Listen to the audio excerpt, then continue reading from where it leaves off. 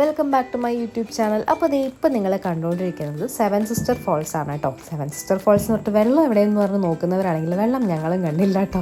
കാരണം വെള്ളമൊന്നും ഉണ്ടായിരുന്നില്ല. റെയിനി സീസണിൽ വരുവാണെങ്കിൽ ഒരുപാട് വെള്ളം ഉണ്ടാവുമെന്നാണ് മാലുങ് ഭായ് പറഞ്ഞത് കേട്ടോ. പിന്നെ ഇപ്പം ഞങ്ങൾ പോകുന്നത് ചിറാപുഞ്ചി മാർക്കറ്റിലാണ് കേട്ടോ. ചിറാപുഞ്ചിയുടെ വേറെ പേരാണ്, ഇവരുടെ ലാംഗ്വേജിലുള്ള പേരാണ് സോറ. അപ്പോൾ സോറ ലോക്കൽ മാർക്കറ്റിലോട്ടാണ് ഞങ്ങൾ കൊണ്ടുപോകുന്നത്. വീക്ക്ലി വൺസ് മാത്രമാണ് ഈ മാർക്കറ്റ് ഉണ്ടാവുള്ളൂ കേട്ടോ.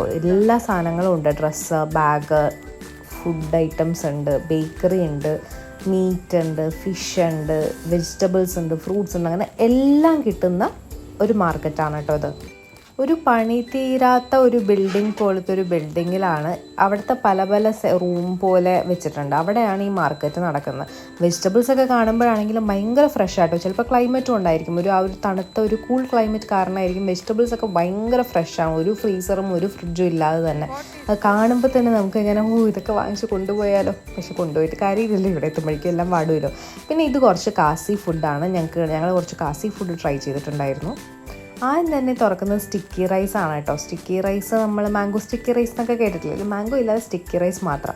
ഇതിന് ചെറിയൊരു കയ്പാട്ടോ എനിക്ക് തോന്നിയ ഒരു ടേസ്റ്റ്. മഞ്ചത്ത് കഴിക്കുന്നുണ്ടായിരുന്നു. അവന് അവിടുത്തെ ഫുഡുകളെല്ലാം നല്ലപോലെ ഇഷ്ടപ്പെട്ടു. അവൻ എന്താ ഇതിലൊക്കെ കുഴപ്പമെന്നാണ് അവൻ ചോദിക്കുന്നത്.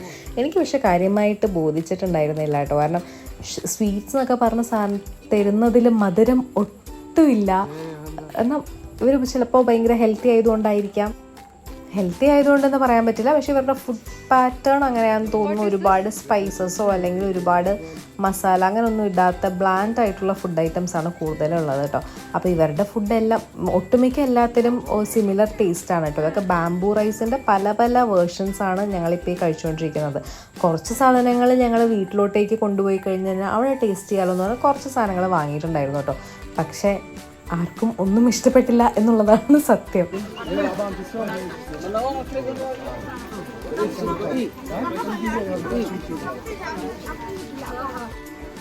ഒരു സുവനീർ കൊണ്ടുവരണ്ടേ നമ്മളൊരു സ്ഥലത്തേക്ക് പോകുമ്പോൾ? അതിനായിട്ട് ഞങ്ങൾ വാങ്ങിച്ചത് ഇവരുടെ ഡ്രസ്സാണ് കേട്ടോ. കാസി വിമൻ ഇടുന്ന ആ ഒരു ഡ്രസ്സാണ് ഞാൻ മേടിച്ചത്.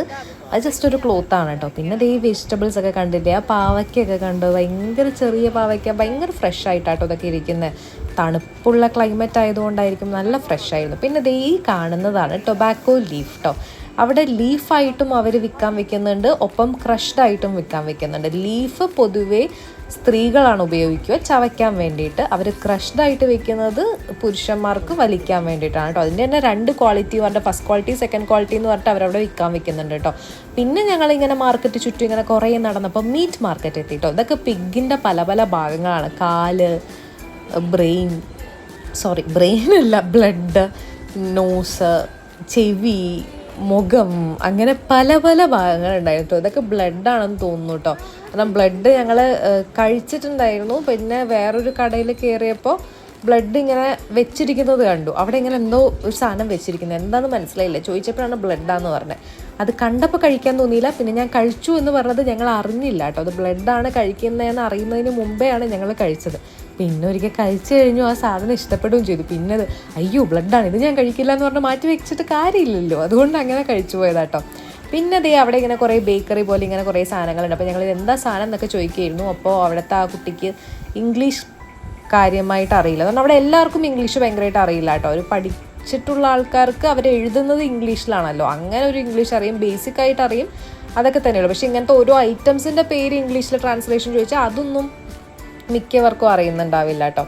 അങ്ങനെ ഞങ്ങൾ അവിടെ നിന്ന് ഒരു സ്വീറ്റ് ബ്രെഡ് മേടിച്ചു. വലിയ ടേസ്റ്റ് ഉണ്ടായിരുന്നില്ല. നമ്മുടെ അവിടുത്തെ നല്ല ടേസ്റ്റ് എന്നാണ് മഞ്ചത്ത് പറഞ്ഞത്. ഞാൻ കഴിച്ചില്ല. പിന്നെ ഈ കടയിൽ നിന്നാണ് ഞങ്ങൾ പോർക്ക് ബ്ലഡ് ആൻഡ് ഫാറ്റ് കഴിച്ചത് കേട്ടോ. അത് അറിഞ്ഞില്ലായിരുന്നു. ലോക്കൽ ഫുഡ്, കാസി ലോക്കൽ ഫുഡ് ട്രൈ ചെയ്യാൻ താല്പര്യമുണ്ടോ എന്ന് ചോദിച്ചു മാലുങ് ഭായ് കൊണ്ടുപോയതാട്ടോ. പക്ഷെ സംഭവം കൊള്ളായിരുന്നു. ഒരു ഡിഫറെൻറ്റ് എക്സ്പീരിയൻസ് അല്ലേ നമ്മളിതൊക്കെ കഴിക്കുന്നത്. നമ്മുടെ നാട്ടിൽ നമ്മളിതൊന്നും കഴിക്കില്ലല്ലോ. പിന്നെ ഈ കാണുന്ന ഓറഞ്ച് ഹണിയാണ് കേട്ടോ. ഓറഞ്ച് ഹണി നല്ല ടേസ്റ്റ് ഉണ്ടായിരുന്നു. ഒരു ഫ്ലോറൽ ടേസ്റ്റൊക്കെ ഉണ്ടായിരുന്നു. നമ്മുടെ നോർമലി കഴിക്കുന്ന ഹണിയിൽ നിന്നും ഡിഫറെൻ്റ് ആയിരുന്നു കേട്ടോ ടേസ്റ്റ്. അപ്പോൾ രാവിലെ ആ മാർക്കറ്റൊക്കെ കണ്ടു കഴിഞ്ഞതിന് ശേഷം ഞങ്ങൾ പിന്നെ നേരെ ചെന്നത് അർവ കേവ് കാണാനാണ് കേട്ടോ. അർവ കേവിൻ്റെ പിന്നിലൊരു സ്റ്റോറിയൊക്കെ ഉണ്ട്. ഭൂമിയുടെ അടിയിൽ നിന്ന് തന്നെ ഇത് ഫോം ചെയ്തതാണ് കേട്ടോ പറയുന്നത്. കാരണം അണ്ടർഗ്രൗണ്ട് വാട്ടർ ചാനൽസും അങ്ങനെ ലൈം സ്റ്റോൺ ആണ് കേവ്. അപ്പോൾ ലൈം സ്റ്റോണിലൂടെ വെള്ളം പോകുമ്പോഴുള്ള ഫോർമേഷൻസും അങ്ങനെയൊക്കെയാണ് ഇത് ഫോം ചെയ്തതെന്നാണ് അവിടെ എഴുതി വെച്ചിട്ടുണ്ടായിരുന്നത് കേട്ടോ. അപ്പോൾ എൻട്രി ഫീസ് കൊടുത്തു കഴിഞ്ഞാൽ പിന്നെ ഒരു 500 മീറ്ററിനടുത്ത് നടക്കാനുണ്ട്. ഫുള്ളി കാടിൻ്റെ ഉള്ളിലൂടെയാണ് നടക്കുക. നമുക്ക് വേണമെങ്കിൽ ഇങ്ങനെയുള്ള അവർ പ്രോപ്പർ വേ ഉണ്ട്. അതല്ല നമുക്ക് ഇനി കുറച്ച് ട്രെക്കിംഗ് വേണമെന്നുണ്ടെങ്കിൽ കാടിൻ്റെ ഉള്ളിലൂടെ കയറാനുള്ള വേറെ വഴിയുണ്ട് കേട്ടോ. തലേ ദിവസമൊക്കെ ഞങ്ങൾ നല്ലപോലെ ട്രക്ക് ചെയ്തതുകൊണ്ട് ഞങ്ങൾക്ക് കുറച്ച് ഡിഫിക്കൽട്ട് പാത്ത് ചൂസ് ചെയ്യാനുള്ളൊരു ശേഷി എനിക്ക് ഉണ്ടായിരുന്നില്ല. അപ്പം നോർമൽ വഴി തന്നെ മതി എന്ന് പറഞ്ഞ് ഞങ്ങൾ നോർമൽ വഴിയാണ് ചൂസ് ചെയ്തത്. പിന്നെ അവിടെ നിന്ന് ഇങ്ങനെ സൈഡിൽ നോക്കിയാൽ നമുക്കിങ്ങനെ വ്യൂ ഒക്കെ കാണാം. കണ്ടില്ലേ, ഒരു പ്ലാറ്റ്യൂ പോലെയാണ് ഇവിടുത്തെ മലകളൊക്കെ ഉള്ളത് കേട്ടോ. മറ്റേ മൗണ്ടെയിൻ ഷിപ്പ് നമ്മൾ വരയ്ക്കുന്ന മൗണ്ടെയിൻ ഫോൾഡ് മൗണ്ടെയിൻ പോലെയല്ല, ഇങ്ങനെ പ്ലാറ്റ്യൂ പോലെ ടേബിൾ ടോപ്പ് മൗണ്ടെയിൻസ് ആണ് ഉള്ളത്.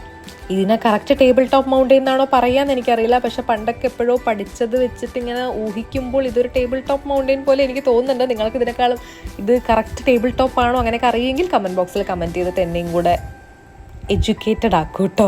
അപ്പോൾ പിന്നെ ഞങ്ങൾ കേവിൻ്റെ ഉള്ളിൽ കയറി കേട്ടോ. ഈ കേവും മൗസ് മൈ കേവും നല്ല ഡിഫറെൻ്റ് ആയിരുന്നു. മൗസ് മൈ കേവ് ഒരു ചെറിയ കേവാണ്, പക്ഷെ എക്സ്പ്ലോർ ചെയ്യാൻ നല്ല പോലെ ഉണ്ടായിരുന്നു. നമുക്ക് ശരിക്കും ഇങ്ങനെ കേവ് എക്സ്പ്ലോറേഴ്സായി നമുക്ക് ഫീൽ ചെയ്യും കേട്ടോ. ഇവിടെ വലിയ കേവാണിത്. ഇത് എനിക്ക് തോന്നുന്നു മഴക്കാലത്ത് വരികയാണെങ്കിൽ നമ്മൾ മറ്റേ വെള്ളത്തിലൂടെയൊക്കെ നടക്കേണ്ടി വരും. കാരണം ഇപ്പോൾ മഴയൊന്നും ഇല്ലാതെ തന്നെ അവിടെയൊക്കെ വെള്ളമൊക്കെ ഉണ്ടായിരുന്നു. പിന്നെ ഈ കേവിൻ്റെ പ്രത്യേകത, ഈ കേവിൽ കുറേ ഫോസിൽസ് ഉണ്ട് കേട്ടോ. നമ്മളിങ്ങനെ ആ സ്റ്റോണിലൊക്കെ നമ്മളിങ്ങനെ സൂക്ഷിച്ച് നോക്കിക്കഴിഞ്ഞ് കഴിഞ്ഞാൽ പല ഭാഗത്തും ഫോസിൽസ് ഉണ്ട്. നമ്മളിപ്പോൾ ജസ്റ്റ് ഈ കേവ് കണ്ട് ഇങ്ങനെ വെറുതെ നടക്കുവാണെങ്കിൽ ഫോസിലൊന്നും നമ്മുടെ ശ്രദ്ധയിൽ പെടില്ല കേട്ടോ. നമ്മളിങ്ങനെ സൂക്ഷിച്ച് നോക്കണം. നമ്മൾ ടോർച്ച് അടിച്ച് ഇങ്ങനെ ഓരോ സ്ഥലത്ത് നമ്മളിങ്ങനെ നോക്കുമ്പോഴാണ് ഫോസിലൊക്കെ നമ്മുടെ ശ്രദ്ധയിൽ പെടുക. അല്ലാതെ അവരെവിടെയും മാർക്ക് ചെയ്ത് വെച്ചിരിക്കുക ഇവിടെ ഫോസിലുണ്ട് എന്ന് പറയുക അങ്ങനൊന്നുമില്ല കേട്ടോ. നമ്മൾ കണ്ടുപിടിക്കണം. അത് എനിക്ക് ഈ ഒരു കേവിന് എനിക്ക് ആ സാധനം ഭയങ്കര ഇഷ്ടപ്പെട്ടു. കാരണം അപ്പം നമ്മൾ ഡീറ്റെയിൽ ആയി നോക്കുമല്ലോ. മറ്റേത് അതേസമയം ഇവിടെ ഫോസിലുണ്ടെന്ന് പറഞ്ഞു കഴിഞ്ഞാൽ നമ്മളത് തപ്പി കണ്ടുപിടിക്കാനുള്ള ആ ഒരു എഫേർട്ടൊന്നും ഇടില്ല. ഇതിപ്പോൾ നമ്മൾ സ്വന്തമായിട്ട് തന്നെ കണ്ടുപിടിക്കുന്നത് കൊണ്ട് അത് നമുക്കൊരു സ്പെഷ്യൽ ഫീലിംഗ് തരില്ല. ഈ ട്രിപ്പിൻ്റെ പ്രത്യേകത എന്താണെന്ന് വെച്ച് കഴിഞ്ഞാൽ ഇത് ഞങ്ങൾ പ്ലാൻ ചെയ്ത പോലെ നടന്നൊരു ട്രിപ്പല്ല. പൊതുവേ ട്രിപ്പുകളെല്ലാം പോകുമ്പോൾ ഞങ്ങൾ ഐറ്റ്നറി എല്ലാം ഞങ്ങൾ സെറ്റ് ചെയ്തിട്ടാണ് പോവുക, അല്ലെങ്കിൽ പിന്നെ പാക്കേജിൻ്റെ കൂടെ. അങ്ങനെ ഐറ്റ്നറി സെറ്റ് ചെയ്തിട്ട് പോകുമ്പോഴാണെങ്കിൽ എല്ലാം ഉണ്ടാവും കേട്ടോ ഞങ്ങളുടെ അടുത്ത്, ഇൻക്ലൂഡിങ് ഞങ്ങൾ അവിടുത്തെ സ്പെഷ്യൽ ഫുഡ് എന്താ ട്രൈ ചെയ്യേണ്ടത്, അല്ലെങ്കിൽ എവിടെയാണ് താമസിക്കുന്നത് എല്ലാം ബുക്ക് ചെയ്ത് അങ്ങനെയാണ് ഞങ്ങൾ പോവാറ്. പക്ഷേ ഇപ്രാവശ്യം മാലുങ് ബൈ എല്ലാം സെറ്റ് ചെയ്ത് തരുവാണ് ഞങ്ങൾക്ക് ചെയ്തത്. ഞങ്ങൾ ജസ്റ്റ് അവിടെ പോയി മാലുങ് ബൈനെ കണ്ടു. മാലുങ് ബൈ ആണ് ഓരോ സ്ഥലത്തേക്ക് കൊണ്ടുപോകാനും. നമ്മൾ ജസ്റ്റ് റിസർച്ച് ചെയ്തിട്ടുണ്ടെങ്കിൽ നമുക്ക് അവിടെ കാണണം ഇവിടെ കാണണം എന്ന് പറഞ്ഞു കഴിഞ്ഞാൽ അവിടെയൊക്കെ കൊണ്ടുപോകും കേട്ടോ. പക്ഷെ മാലുങ് ബൈ പറഞ്ഞത് ഈ സ്ഥലങ്ങളെല്ലാം ഭംഗിയുള്ളത് തന്നെയാണ്, പക്ഷെ ഇതിനേക്കാളും കൂടുതൽ ഭംഗിയുള്ള സ്ഥലങ്ങൾ ഇനിയും മേഘാലയയിലുണ്ട്. ഒന്നും അല്ല എന്നാട്ടോ മാലുങ് ബൈ ഞങ്ങൾക്ക് പറഞ്ഞത്. അപ്പോൾ ഞങ്ങൾ ആ സ്ഥലങ്ങളൊക്കെ കാണാൻ ഞങ്ങൾക്കും ഭയങ്കര എക്സൈറ്റ്മെൻറ്റും. ഞങ്ങളപ്പോൾ പറഞ്ഞു ഞങ്ങൾ ഇനി എന്തായാലും വരാം. മാലുങ് ബൈ പറഞ്ഞിട്ട് ഞങ്ങൾ ആ സ്ഥലങ്ങളിലേക്ക് കൊണ്ടുപോകാം. അപ്പം ഞങ്ങൾ പോകുമ്പോൾ ഞാൻ ഇനി അടുത്ത വ്ളോഗുകളിൽ അല്ലെങ്കിൽ അടുത്ത ട്രിപ്പ് എപ്പോഴെങ്കിലുമൊക്കെ മേഘാലയയിലോട്ട് പോകുമ്പോൾ ആ സ്ഥലങ്ങളൊക്കെ ഞാൻ കാണിച്ചു തരാം കേട്ടോ. അർവ കേവ്സ് കണ്ടു കഴിഞ്ഞതിന് ശേഷം ഞങ്ങളിപ്പോൾ പോകുന്നത് ഗാർഡൻ ഓഫ് കേവ്സ് കാണാനാണ് കേട്ടോ. അപ്പോൾ ഗാർഡൻ ഓഫ് കേവ്സ് ഒരുപാട് കേവുകൾ, എനിക്ക് തോന്നുന്നു ഈ ഗാർഡൻ ഓഫ് കേവ്സിൽ നമ്മൾ എൻ്റർ ചെയ്ത് കഴിഞ്ഞാൽ ഒരു 12 കേവ് എന്ന് പറയാൻ പറ്റില്ല, പക്ഷേ ഇങ്ങനത്തെ പല അങ്ങനെ ഫോർമേഷൻസും അങ്ങനത്തെ ഒക്കെ ആയിട്ട് 12 സംഭവങ്ങൾ ഇതിൻ്റെ ഉള്ളിൽ കാണാനുണ്ട്. മേഘാലയയിൽ ഞങ്ങൾ കണ്ടതിൽ വെച്ചിട്ട് എൻ്റെ ഒരു ലീസ്റ്റ് ഫേവറേറ്റ് എന്ന് പറയാൻ പറ്റുന്നൊരു സ്ഥലമായിരിക്കും ഈ ഗാർഡൻ ഓഫ് കേവ്സ്. വേറെ ഒന്നും കൊണ്ടല്ല കേട്ടോ, കാണാൻ ഭംഗിയൊക്കെ ഉണ്ട്. ഇപ്പോൾ എന്താ പറയുക, കേവിൻ്റെ ഉള്ളിലൂടെ പോവുക, വാട്ടർഫോൾസ് അതിൻ്റെ ഇടയിൽ, അതെല്ലാം കാണാൻ ഭംഗിയാണ്. പക്ഷേ എനിക്ക് കുറച്ച് കൊമേഴ്ഷ്യലൈസ്ഡ് ആയൊരു സ്ഥലം പോലെ ഫീൽ ചെയ്തു കേട്ടോ. വേറെയുള്ള സ്ഥലങ്ങളൊക്കെ അൺടച്ച്ഡ് ആയതുകൊണ്ടായിരിക്കും അതിൻ്റെ ഒരു ഭംഗി അതിനുണ്ടായിരുന്നു. ഓരോ വാട്ടർഫോൾ കാണാൻ പോകുമ്പോഴും ഭയങ്കര ബ്യൂട്ടിഫുൾ ആയിട്ടും ഭയങ്കര ഒരു നിശബ്ദത, ആ ഒരു പീസ്ഫുൾനെസ്സും അതെല്ലാം കിട്ടിയിട്ടുണ്ടായിരുന്നു.